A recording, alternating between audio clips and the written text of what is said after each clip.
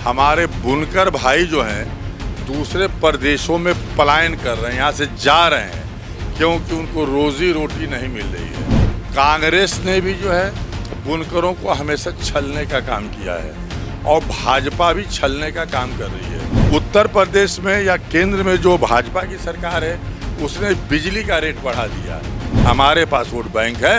हमारा समाज, बुनकर समाज जिस दिन हमारे साथ जुट जाएगा उस दिन जो है हम नरेंद्र मोदी प्रधानमंत्री जी को बनारस में शिकस्त देने का काम करेंगे।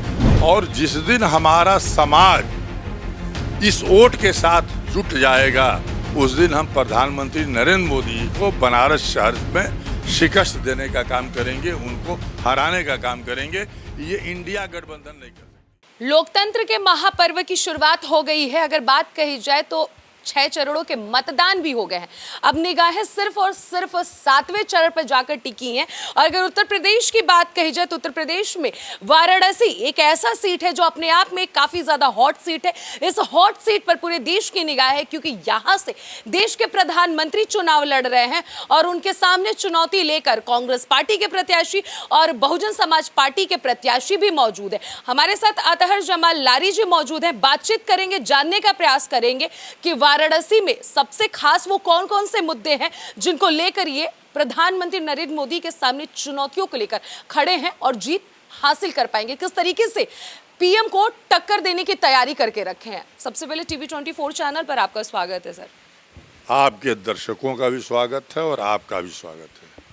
सीधा सवाल वही करेंगे, प्रधानमंत्री नरेंद्र मोदी जो देश के प्रधानमंत्री हैं, किस तरीके से उनको आप टक्कर देने वाले हैं? क्योंकि देश के पीएम और लगातार 2 बार से यहाँ से सांसद चुनते आ रहे हैं, कैसा टक्कर देने वाले हैं?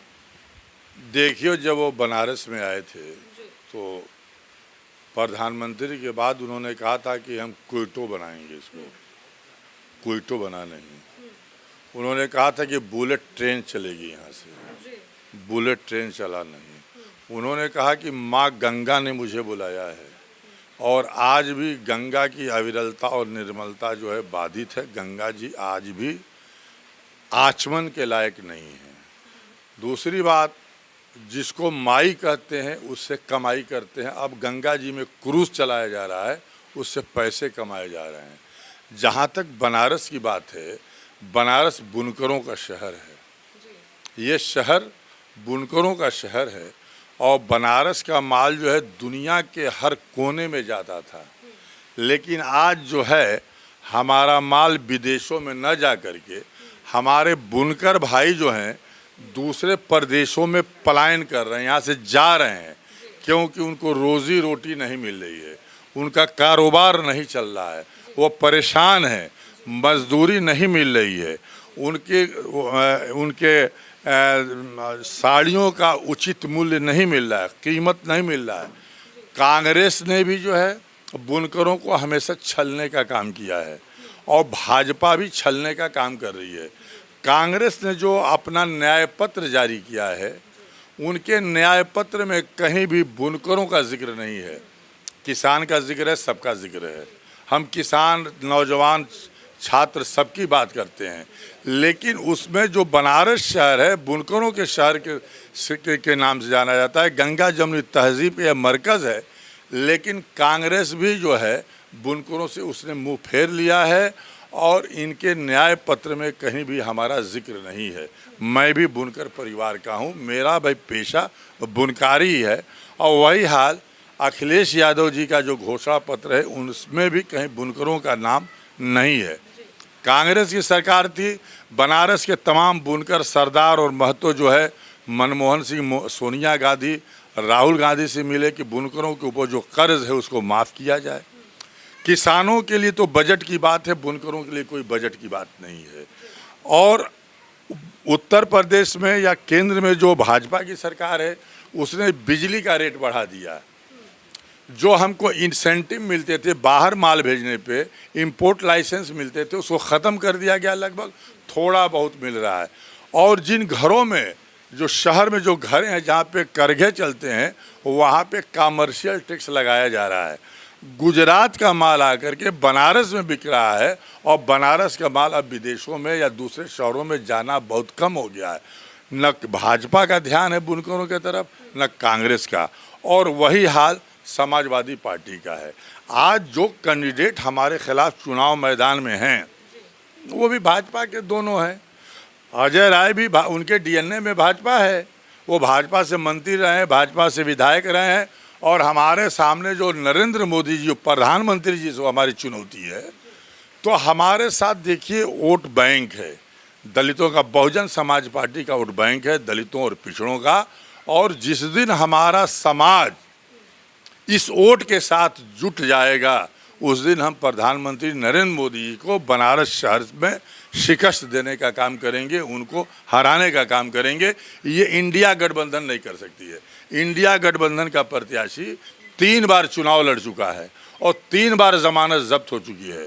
और जहाँ तक अल्पसंख्यकों में उनकी इमेज बहुत ख़राब है, बहुत से मुद्दों पे, बहुत से ऐसे मुद्दे हैं जिस पे उनके बयानात, जैसे वो इंडिया गठबंधन में हैं, वो कांग्रेस के प्रदेश अध्यक्ष हैं और अपने ही गठबंधन के उम्मीदवार को कहते हैं कि हम अफजाल अंसारी का चुनाव प्रचार नहीं करेंगे। आखिर क्यों? जब आप गठबंधन में शामिल हैं तो एक जो है अल्पसंख्यक उम्मीदवार है उसका आप प्रचार क्यों नहीं करेंगे? तो बहुत सी ऐसी बातें हैं इस कैंडिडेट, इनके इंडिया गठबंधन के कैंडिडेट में, जो लोग कहेंगे कि गठबंधन को हमको देखना, हम जानते हैं कि प्रत्याशी हमारा ठीक नहीं है, ख़राब है, लेकिन हमको गठबंधन को देखना है। एक 2006 की एडिट की हुई वीडियो चलाई जा रही है बहन मायावती जी की, मुसलमानों के बारे में मुसलमानों के घरों घरों पहुंचाया जाता है। जब बहन मायावती जी ने अखिलेश यादव से समझौता किया था तो बहुत अच्छी थी, जब कांग्रेस से समझौता किया तो बहुत अच्छी थी, आज अलग से चुनाव लड़ रही हैं तो बहुत ख़राब हो गई हैं, वो वोट काट रही हैं। हमको भी कहा जाएगा कि हम वोट काटने के लिए आए हैं, हमको बहुजन समाज पार्टी ने वोट काटने के लिए भाजपा को जिताने के लिए भेजा है मैदान में। मैं पूछना चाहता हूं कि आज 20 बरस से 25 बरस से, मैं लोकसभा का चुनाव 2004 में लड़ा था, 2004 में मैं देहात से जीत करके आया था। शहर में हमारे समाज को इतना गुमराह किया गया कि भाजपा के एजेंट है, भाजपा को जिताने के लिए खड़े हुए हैं।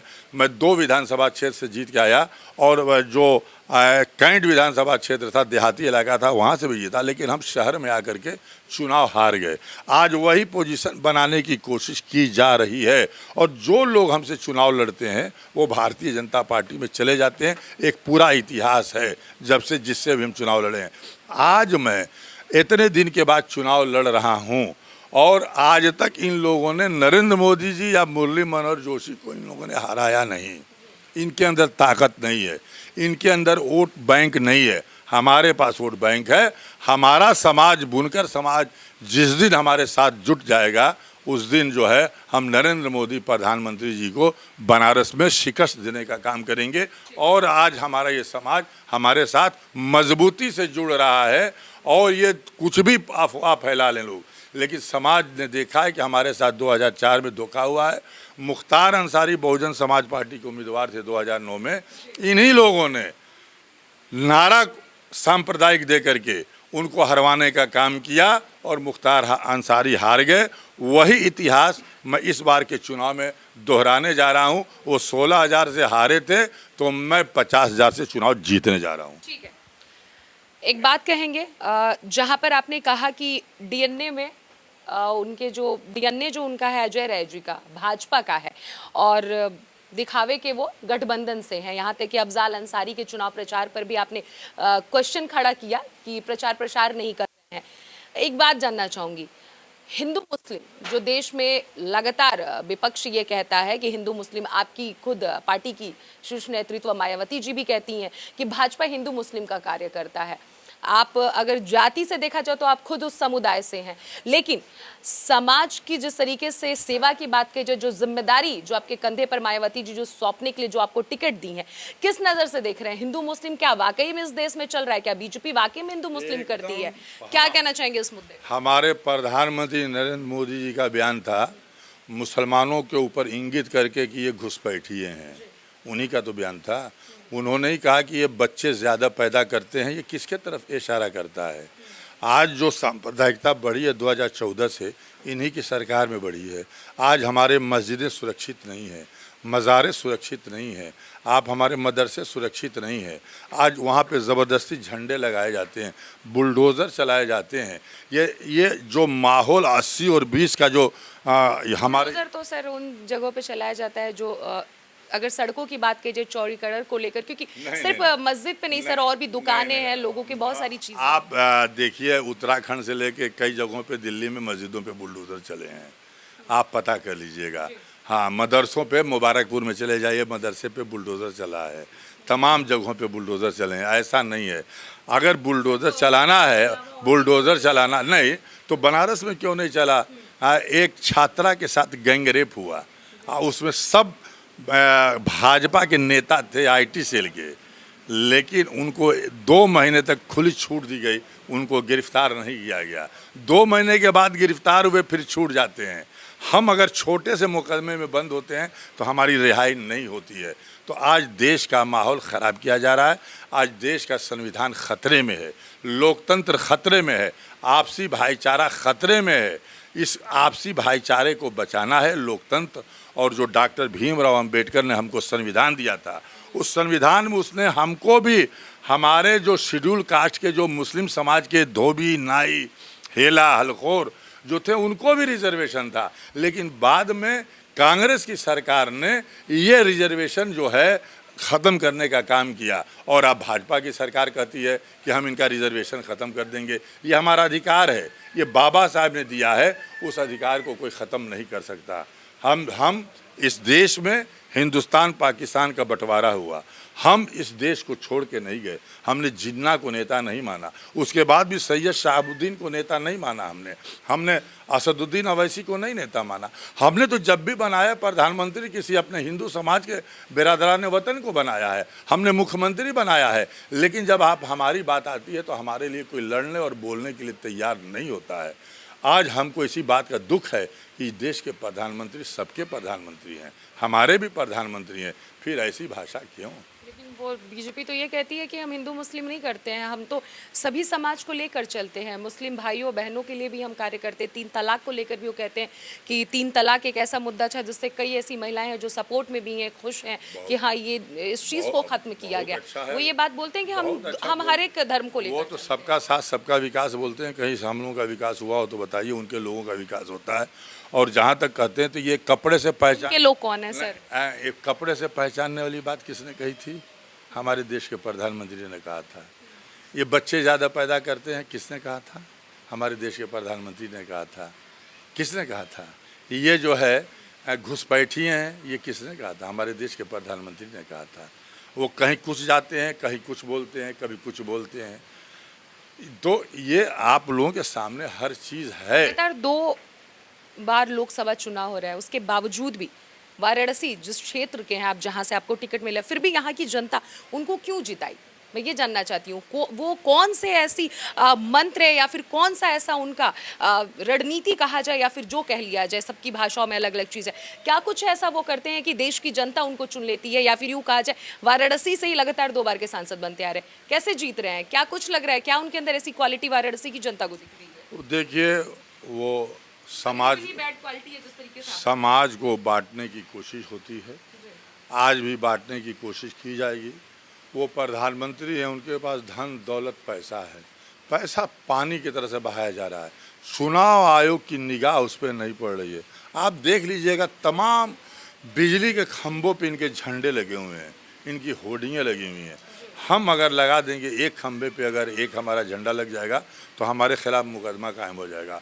वो प्रधानमंत्री हैं, शहनशाह हैं, वो तानाशाह हो गए हैं, उनके खिलाफ कोई कार्रवाई नहीं हो सकती। और चुनाव आयोग हो, चाहे ईडी हो, सीबीआई हो, इनकम टैक्स हो, सब इनके अधीन काम कर रहा है। यहाँ तक कि कोर्ट पे भी कहीं ना कहीं इन लोगों का प्रभाव है।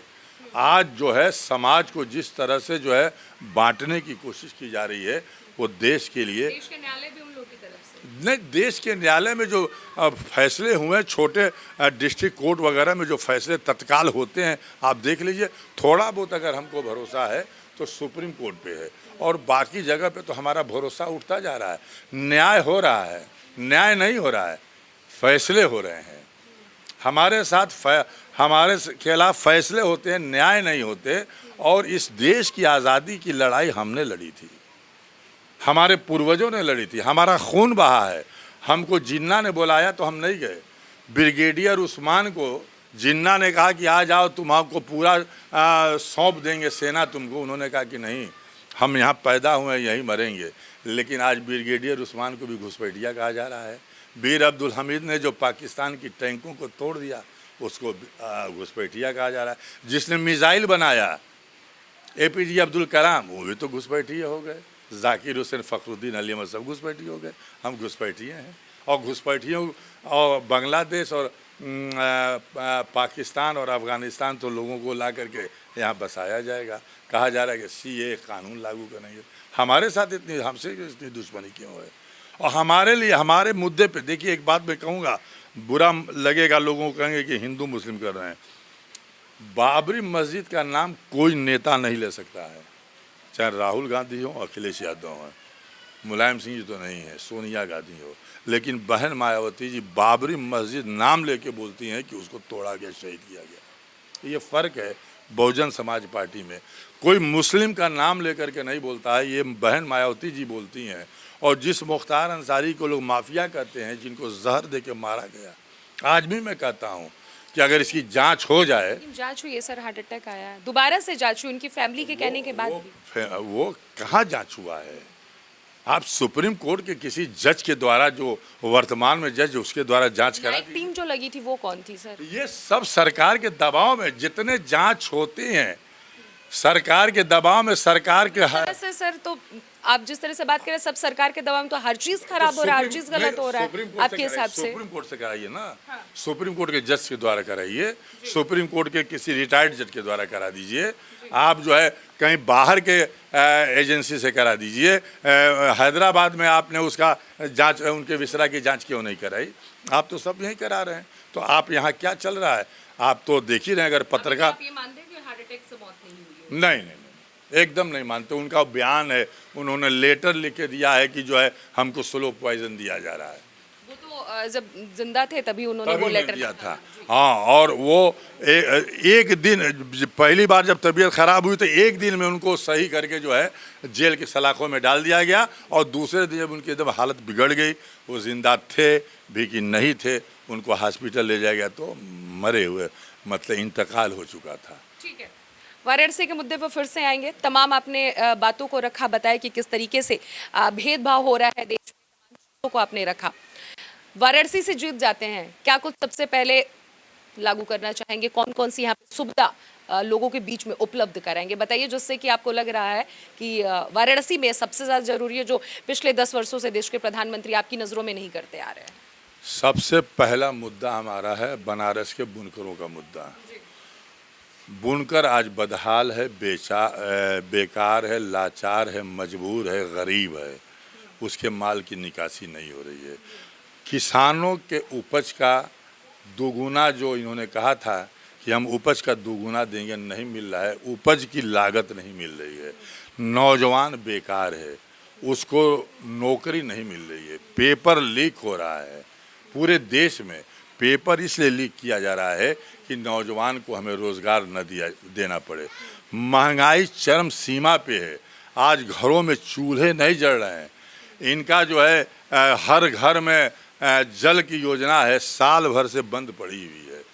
आप शहर के गलियों में नालियों चले जाइएगा तो नालियाँ बजा रही हैं। ये डबल इंजन की सरकार नहीं है उत्तर प्रदेश में, इनकी सरकार 4 इंजन की सरकार है, 4 इंजन की सरकार है। बनारस में इनकी जो है मेयर भी इनका है, जिला पंचायत अध्यक्ष भी इनका है, मुख्यमंत्री भी इनका है, प्रधानमंत्री भी इनका है। लेकिन आपने देखा होगा कि बनारस में कितना विकास हुआ है। आप आई हैं तो आपने रास्ते में देखा होगा।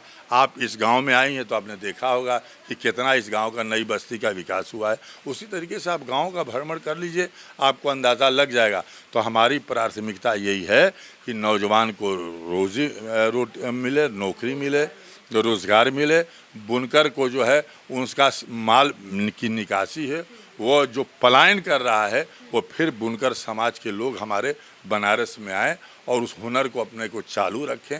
जहाँ तक संविधान की बात है, आज देश के संविधान को भी खतरा है। आज इसी संविधान के तहत मैं आपके साथ बोल रही हूँ और आप हमसे बात कर रही हैं, नहीं तो पत्रकारों को भी जेल की सलाखों में डाला जाएगा और पत्रकार भी स्वतंत्र तरीके से अपनी अब आवाज़ उठा नहीं पाएंगे। तो ये तमाम चीज़ें हैं जिसको लेकर के आज हम चुनाव मैदान में आए हैं और मेन मुद्दा जो और है विकास का, बनारस में कोई विकास नहीं हुआ है। लीपा पोती सड़कों की करके जो है रंग रोगन करके उससे विकास नहीं होगा। प्रधानमंत्री जी आते हैं तो तमाम गमले लगा दिए जाते हैं चारों तरफ दिखावे के, हाँ दिखाने के लिए। डिवाइडर जो है रंग पोत के बराबर कर दिए जाते हैं।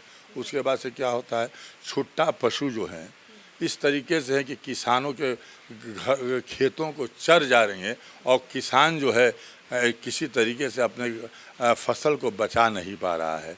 ये तमाम समस्याएं हैं जिन समस्याओं के लिए मैं लड़ रहा हूं और जब भी कोई लड़ाई की ज़रूरत पड़ी है, चाहे दलितों को, पिछड़ों को, कमज़ोरों को, अल्पसंख्यकों को जहाँ कहीं भी सताने का काम किया गया है, अतहर जमाल लारी हमेशा खड़ा रहेगा।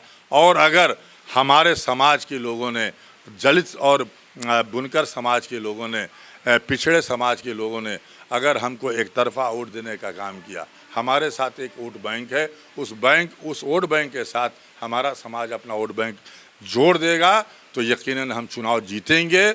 और जो 3 बार से जो लोग ज़मानत जिनकी ज़ब्त हो रही है उन लोगों की भी ज़मानतें ज़ब्त होगी, वो कहीं से जीत नहीं सकते। वो लोग जो हमसे लड़ाए भाजपा में गया है, ये लोग भी भाजपा में चले जाएंगे। बहन जी को कहा जाता है वोट कटुआ, वोट काटने के लिए मुसलमानों को टिकट देती हैं, ये उनके ऊपर इल्ज़ाम लगाया जाता है। कोई पार्टी अल्पसंख्यक समाज को टिकट नहीं देती। कांग्रेस ने जो पूरे हिंदुस्तान में 12 टिकट दिया है, इन्होंने 22 टिकट दिया है। उसमें कितने जीतेंगे, कितने हारेंगे? जो हारेंगे वो अपने इलाके के नेता बनेंगे और जो जीतेंगे उस देश, दुनिया इस देश की सबसे बड़ी पंचायत में जाएंगे। तो वो जो कहती हैं, जो काशी राम जी का मिशन था, जिसकी जितनी संख्या बारी उसकी उतनी हिस्सेदारी, अगर हमारा समाज वोट नहीं भी देता है तो भी उनको टिकट देने का काम करती हैं, नेता बनाने का काम करती हैं। ये काम कोई नहीं करता। तो ये थे हमारे साथ अतहर जमाल लारी जी, जिन्होंने साफ साफ शब्दों में कहा कि वाराणसी में किस तरीके का विकास हुआ। इनके हिसाब से विकास बिल्कुल भी नहीं हुआ है। जब भी प्रधानमंत्री नरेंद्र मोदी आते हैं तो सड़कों पे गमले लगा दिए जाते हैं, थोड़ी मोड़ी सड़कों की सफाई कर दी जाती है, सिर्फ और सिर्फ देख दिखावे का ये कार्य होता है। साथ ही साथ इन्होंने कहा कि पिछले 10 वर्षों से लगातार देश के प्रधानमंत्री यहाँ से सांसद चुनते आ रहे हैं, लेकिन वाराणसी में विकास बिल्कुल भी नहीं हुआ है। खास करके बेरोजगारी यहाँ का सबसे बड़ा मुद्दा है। और बुनकरों की बात कही जाए तो बुनकर यहाँ से पलायन कर रहे हैं। तमाम ये रोजगार यहाँ पे लाएंगे जो यहाँ पे सबसे बड़ा मुद्दा। अगर यहाँ से ये जीत हासिल करते हैं तो साथ ही साथ इन्होंने ये भी कहा कि मुख्तार अंसारी, जो अपने आप में एक बहुत बड़ी खबर कुछ महीनों पहले थी, जिस तरीके से उनका मौत हुआ, चारों तरफ हलचल मची हुई थी कि उनका मौत किस तरीके से हुआ। परिवार एक तरफ इल्जाम लगा रहा था कि जहर देने से मौत हुई है, और वहीं अगर बात कही जाए सरकार की या फिर हॉस्पिटल की बात कही जाए, फिर न्यायिक जांच की बात कही जाए, तो उन्होंने ये कहा कि इनकी मौत हार्ट अटैक से हुई। लेकिन आज भी अतहर जमाल लारी जी उस मौत को कहते हैं कि उनकी मौत हार्ट अटैक से नहीं हुई थी, जहर देने से हुई थी। तमाम ये मुद्दे रखे हैं कि बनारस में किस तरीके से यहाँ पर विकास नहीं हुआ है। अब देखना ये होगा कि वाराणसी की जनता जो पिछले 10 सालों से देश के प्रधानमंत्री नरेंद्र मोदी को जिताते आ रही है, वो इस बार फिर से बसपा कैंडिडेट को यानी कि अतहर जमाल लारी जी को जिताती है या फिर नहीं, इन पर कितना भरोसा करती है, ये 4 जून को परिणाम साफ हो जाएगा। कैमरा पर्सन हर्ष के साथ अनन्या मिश्रा, TV 24 वाराणसी।